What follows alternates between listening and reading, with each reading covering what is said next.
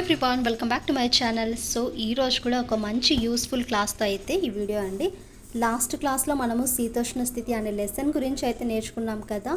Present వచ్చేసి సహజ వృక్ష సంపద ఈ టాపిక్ వచ్చేసి 9th క్లాస్లో ఉండే చాప్టర్స్కి రిలేటెడ్గా ఉండే టాపిక్.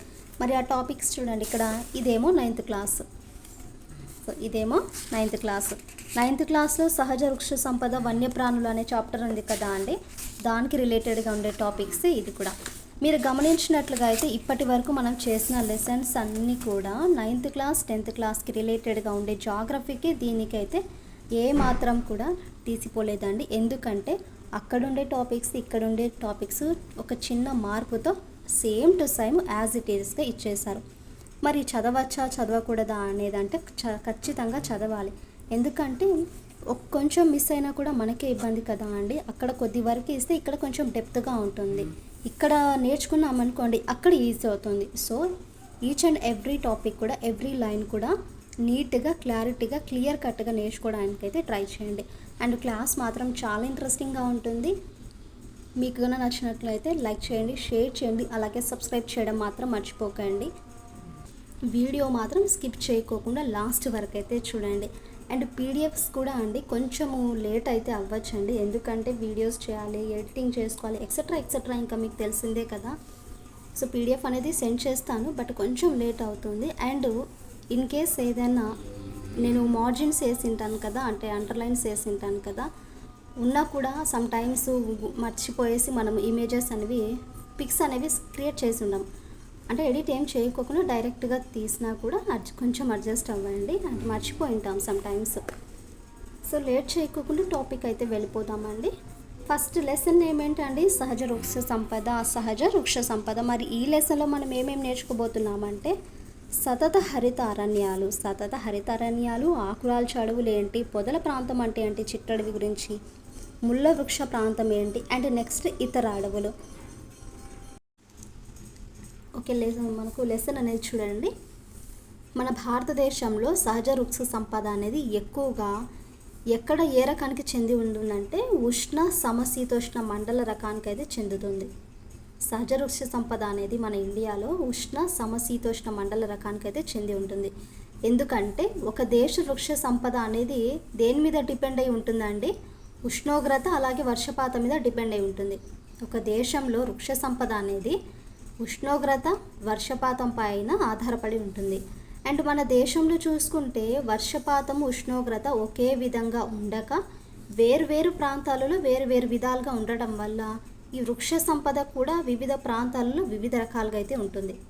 మెయిన్గా ఒక దేశంలో ఉండాల్సింది ఏంటంటే టెంపరేచరు అండ్ వర్షపాతం కదా. సో ఆ వర్షపాతం అనేది మన దేశంలో కనుక చూసుకుంటే ఒకే విధంగా వేరు ప్రాంతాలలో వేరు విధాలుగా అయితే ఉంటుంది. అలా మన భారతదేశ వృక్ష సంపద వర్షపాతంపై ఆధారపడి ఉంటుంది. అందువల్ల మన యొక్క వర్షపాతాన్ని అనుసరించి వివిధ ప్రాంతాలలో వివిధ రకాలైన వృక్ష సంపద అనేది ఉంటుంది. ఈ కింది విధంగా ఇచ్చారు చూడండి. ఫస్ట్ వన్ ఏంటి, సతత హరిత అరణ్యాలు. అండ్ సెకండ్ వన్ వచ్చేసి మనకు ఆకురాల్చే అడవులు, పొదల ప్రాంతము, ముళ్ళ వృక్ష ప్రాంతము. 9th క్లాస్లో చూసుకుంటే మనకు ఇదిగోండి ఫస్ట్ ఇవ్వడమే, ఇక్కడ కొంచెం మాటర్ ఇచ్చేసి నెక్స్ట్ ఇక్కడ ఉష్ణమండల సతత అరణ్యాలు, tropical evergreen forest and deciduous forest, ఆకురాల్చే అడవులు, పర్వత ప్రాంతాల అడవులు ఏంటి, అండ్ నెక్స్ట్ ఇదిగోండి మడ అడవులు, వన్యప్రాణుల గురించి ఇచ్చారు. మెయిన్గా చూసుకోవాలనుకుంటే మనకి ఇక్కడి వరకు ఇదిగోండి మ్యాంగ్రూవ్ ఫారెస్ట్ అంటారు కదా, ఇంతవరకు అయితే ఉంటుందండి. ఫస్ట్ వన్ ఏంటి, సతత హరిత అరణ్యాల గురించి అయితే చూద్దాం. సాధారణంగా ఈ రకమైన అడవులు ఎంత మించిన వర్షపాతం సంభవిస్తున్న ప్రాంతాలలో ఉంటాయంటే 200 సెంటీమీటర్లకు మించి వర్షపాతం అనేది ఉంటే ఆ ప్రాంతాలలో ఈ సతత హరిత అరణ్యాలు అనేవి ఉంటాయి. 200 సెంటీమీటర్స్ కంటే ఎక్కువగా వర్షపాతం సంభవిస్తున్న ప్రాంతాలలో విస్తరించి ఉన్నాయి.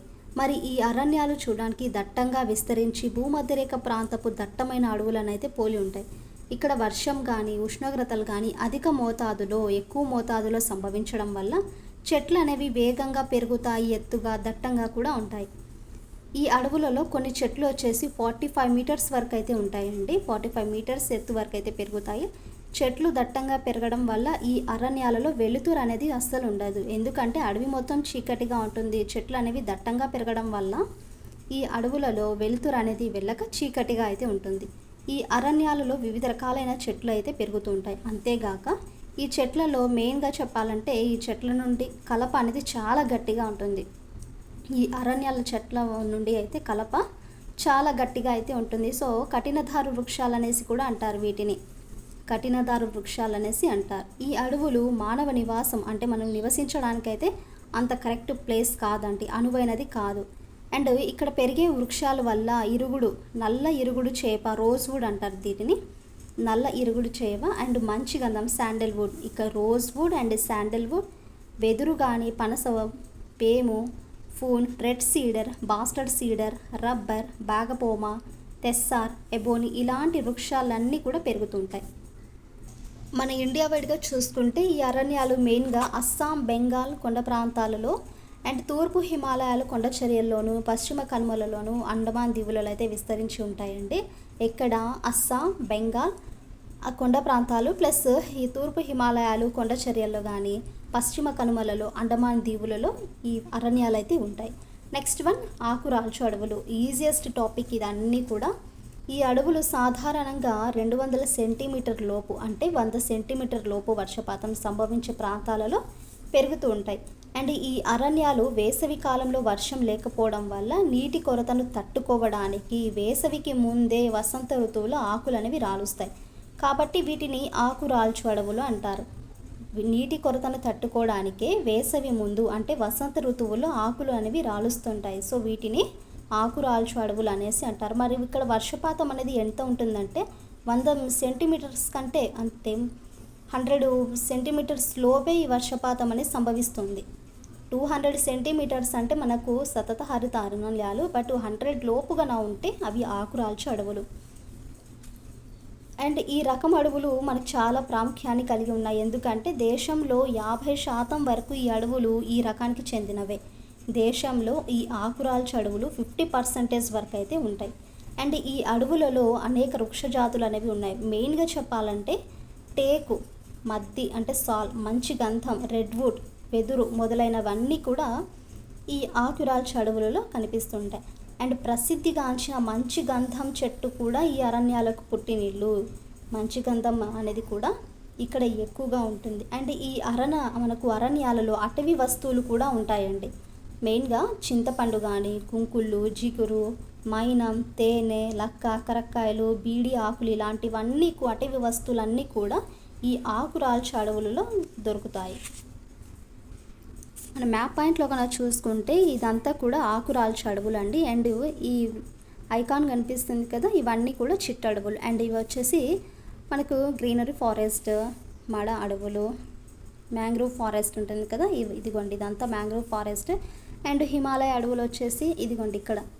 సో ఇలా మనకు మ్యాప్ పాయింట్ ఇవ్వడం అయితే జరిగింది. భారతదేశంలో అడవుల యొక్క విస్తీర్ణ ఎలా ఉంటుందనేది.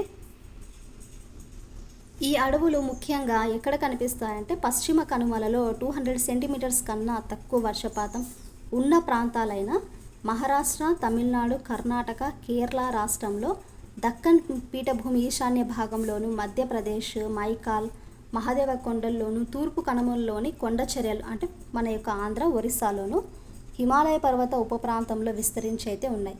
భారతదేశంలో మనకు ఆర్థిక పరంగాను అలాగే విస్తరపరంగాను ఈ అరణ్యాలు అనేవి చాలా ప్రాముఖ్యాన్ని కలిగి ఉన్నాయి. అండ్ ఈ అరణ్యాలను ఋతుపవన ఆకురాల్చు అడవులని కూడా పిలుస్తారు.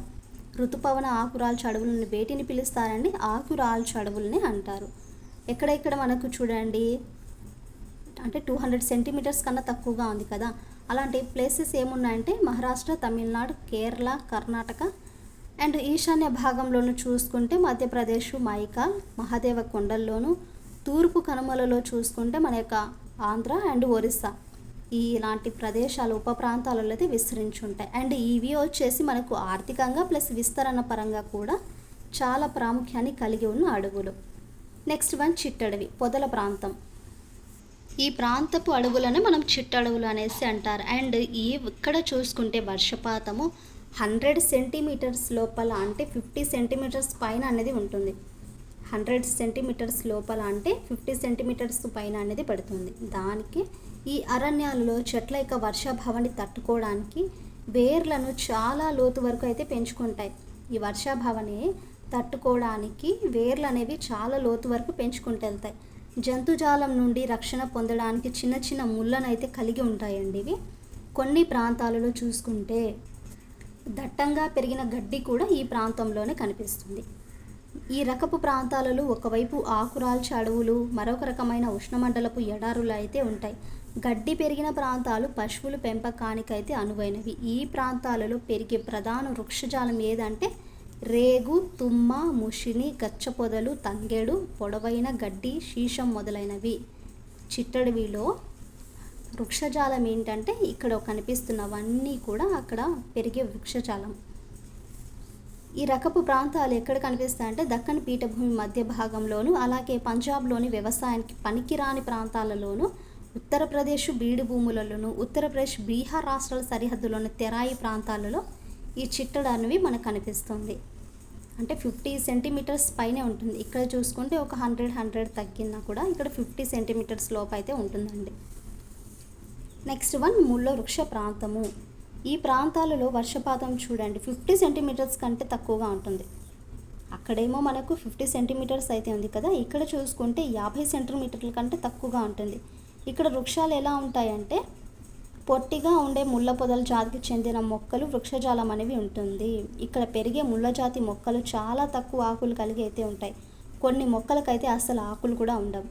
ఈ మొక్కల కాండం అనేది ఆకులు కూడా ముళ్ళతో నిండి అయితే ఉంటుంది. ఈ ప్రాంతాలలో పెరిగే ప్రధాన మొక్కలు ఏంటంటే తుమ్మ, బ్రహ్మజముడు, నాగజముడు. అండ్ ఈ మొక్కలు కొద్దిపాటి వర్షంతో చాలా రోజులు జీవించే స్వభావం కూడా కలిగి అయితే ఉంటాయండి. మెయిన్గా మనకు చూడండి తుమ్మ, బ్రహ్మజముడు, నాగజముడు అనేవి కూడా పెరిగేవి. ఈ మొక్కలు కొద్దిపాటి వర్షంతోనే చాలా రోజులైతే జీవించే స్వభావం అయితే కలిగి ఉంటాయి. మరి ఈ వృక్షాలు అనేవి ఎక్కువ మనకు ఏ రాష్ట్రాల్లో కనిపిస్తాయంటే రాజస్థాను, పంజాబ్లోని రోహ్తక్లోను, హర్యానాలోని గుర్గావ్, ఇస్సార్లోను అండ్ ఉత్తరప్రదేశ్లో మధుర, ఆగ్రా ప్రాంతాలలోను, దక్కన్ పీఠభూమి మధ్య భాగంలో కొన్ని ప్రాంతాలలో అయితే విస్తరించున్నాయి. ఈ వృక్షాలు చూడండి రాజస్థాను, పంజాబ్లోని రోహ్తక్, హర్యానాలోని గురుగావ్, హిస్సోర్లో అండ్ యూపీలో చూసుకుంటే మధుర, ఆగ్రా ప్రాంతాలు, దక్కన్ పీఠభూమి కనుక చూసుకుంటే మధ్య భాగంలో కొన్ని ప్రాంతాలలో అయితే ఈ ముళ్ళ వృక్ష ప్రాంతాలు అనేవి విస్తరించున్నాయి. అండ్ లాస్ట్ సబ్ టాపిక్ చూడండి కొన్ని ఇతర రకమైన అడవులు. భారతదేశంలో మనకు చెప్పుకున్న వృక్షజాల కాకుండా మరికొన్ని అరణ్య ప్రాంతాలు అనేవి ఉన్నాయి. అందులో మెయిన్గా ప్రధాన డెల్టాలైన గంగా, గోదావరి, కృష్ణా ప్రాంతాలు ఒక ప్రత్యేక అటవీ సంపదను అయితే కలిగి ఉన్నాయి. ఈ అరణ్యాలకు ఇక్కడ లభ్యమయ్యే ఉప్పు నీరు, లోతైన బురద నేలలు అనేవి చాలా అనుకూలంగా ఉంటాయి. అండ్ ఈ అరణ్యాలు పశ్చిమ బెంగాల్లోని గంగా డెల్టాలో అయితే ఎక్కువ ప్రాంతంలో అయితే విస్తరించున్నాయండి. అండ్ ఇక్కడ చూడండి బెంగాల్లోని అరణ్యాల్లో సుందరి అను చెట్టు అనేది ప్రాముఖ్యమైంది. అందువల్ల ఇక్కడ అరణ్యాలకు సుందరవనాలు అనేసి అంటారండి. బెంగాల్లోని అరణ్యాలలో సుందరి అనే చెట్టు అనేది ప్రాముఖ్యమైనది. సో ఈ అరణ్యాలను సుందరవనాలు అనేసి అంటారు. గోదావరి, కృష్ణా డెల్టాలోని ఒడ్డుల మీద కూడా ఈ అడవులు అనేవి కనిపిస్తుంటాయి. ఇక్కడ గోదావరి, కృష్ణా డెల్టాలో కూడా ఈ అడవులు అనేవి కనిపిస్తుంటాయి. అండ్ ఈ అడవులలో మడా చెట్లు ఎక్కువగా పెరుగుచున్నాయి. అందువల్లనే ఈ అడవులకి మనకు మ్యాంగ్రూవ్ ఫారెస్ట్ అని కూడా అంటారు. ఈ మనకు పైన చూసుకుంటే పై అరణ్యాలు సుందరి అండ్ మడ వృక్షాలతో పాటు పుస్సర్, తెల్ల, గుగిలం మొదలైనవి ఇతర చెట్లు అనేవి కూడా పెరుగుతూ ఉంటాయి. ఈ సుందరి, పుష్సార్ చెట్లకు పడవలు తయారు చేయడానికి ప్లస్ మిగతా చెట్లు వచ్చేసి కలప, వంట చెరుకుగా అయితే ఉపయోగపడుతుందండి. అండ్ హిమాలయ పర్వతాలలో చూసుకుంటే సతత హరిత ఆకురాల్చే అడవులే కాకుండా ఎత్తుకుపోయిన కొద్దీ వివిధ రకాల అడవులు అయితే పెరుగుతున్నాయి. పశ్చిమ హిమాలయలో చూసుకుంటే 1000 మీటర్స్ లోబడి ఉన్న ఎత్తులో ఈ చిట్టడవులు అనేవి ఉన్నాయి. ఇవి ఉష్ణమండలపు అడవులనైతే పోలి ఉంటాయి. 1000 నుంచి 2000 మీటర్ లోపు ఎత్తులో చీర్ఫైన్ అనే చెట్లు గల అరణ్యాలు అయితే ఉన్నాయి. అండ్ ఇవి కనుక చూసుకుంటే మనకు తేలికంగా ఉండే కలప జిగురు అనేవి కలిగి ఉంటాయి. 2000 నుంచి 3000 మీటర్ల వరకు శృంగాకారపు చెట్టు మనకు రకానికైతే చెందిన అడవులు అయితే ఉన్నాయి. అండ్ మనకి ఈ రకపు అడవులు వచ్చేసి టైగా అడవులు అనేది పోలి ఉంటాయండి. స్ప్రూస్, ఫీర్, సిడార్ చెట్లు అనేవి ప్రధానంగా ఉండేవి. మెత్తటి కలప చెట్లుగా అయితే ప్రసిద్ధి చెందాయి. 3000 నుండి 4500 మీటర్స్ లోపు ఎత్తులో శీతల మండలపు పచ్చిక భూములు అనేవి పెరుగుతున్నాయి. 4500 మీటర్ల ఎత్తు పైన మంచుతో కప్పబడి ఎటువంటి వృక్షజాలం అనేది పెరగదు. ఇవన్నీ కూడా మనము పశ్చిమ హిమాలయాల్లో, బట్ ఇప్పుడు చూసుకుంటే తూర్పు హిమాలయాల్లో 1200 మీటర్ల ఎత్తు వరకు తెరాయి అడవులు అనేవి ఉన్నాయి. ఇవి సతత హరిత అరణ్యాలకైతే పోలి ఉంటాయి. అండ్ ఈ అడవులలో వెదురు అనేది ఎక్కువ మోతాదులో పెరుగుతుంది. 1200 నుంచి 2400 మీటర్స్ ఎత్తులోపు సమశీతోష్ణ మండలపు సతత హరిత అరణ్యాలు అనేవి పెరుగుతున్నాయి. అండ్ ఈ అడవులలో ఓకు, మెఫుల్, బిర్చ్, ఆల్దర్ మొదలైనవి పెరుగుతూ ఉంటాయి. 2400 నుంచి 3600 మీటర్ల ఎత్తులోపు శృంగాకారపు అనేవి అడవులైతే ఉన్నాయి. అండ్ ఈ అరణ్యాలలో ముఖ్యమైన వృక్ష జాతులు ఏంటంటే సిల్వర్ ఫర్, స్ప్రూస్, దేవదారు మొదలైనవి. 3600 నుంచి 4800 మీటర్ల ఎత్తులోపు ఆల్ఫైన్ గడ్డి భూములు అనేవి ఉన్నాయి. అండ్ ఇక్కడ జోనిఫైర్ మొక్కలు కూడా అనేవి పెరుగుతున్నాయండి. 4000 ఎత్తు పైబడి మంచుతో కప్పబడి ఎలాంటి వృక్షజాలం అనేది పెరగడం ఉండదు. అండ్ మనకు భారతదేశంలో 1952 జాతీయ అటవీ విధాన తీర్మానం ప్రకారం చూసుకుంటే మొత్తం భూభాగంలో 1/3 వంతు అడవి ప్రాంతం ఉండాలనేసి నిర్ణయించింది. కానీ ప్రజెంట్ చూసుకుంటే మన దేశంలో 19.39% మాత్రమే, 19.39% మాత్రమే అటవీ ప్రాంతం అనేది ఉంది. అంటే మానవుని మనకు సామాజిక జీవితం అభివృద్ధి క్రమంలో వివిధ అవసరాలకు ప్రతి సంవత్సరం ఎంతో కొంత అటవీ విస్తీర్ణం అనేది ఆక్రమించుకోవడం అనేది కారణం. మన దేశంలో అత్యధిక అటవీ శాతం